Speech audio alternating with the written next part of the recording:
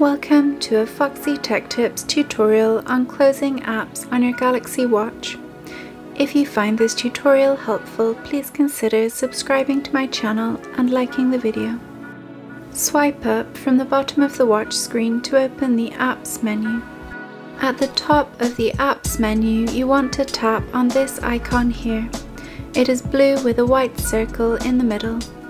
You can now swipe to see the apps that you have open, and swipe apps up and let go of them to close them. If you would like to close all open apps at once, you can scroll all the way to the left of the apps and then tap on this X icon to close all.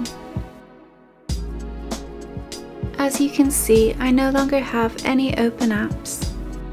And that draws an end to this tutorial.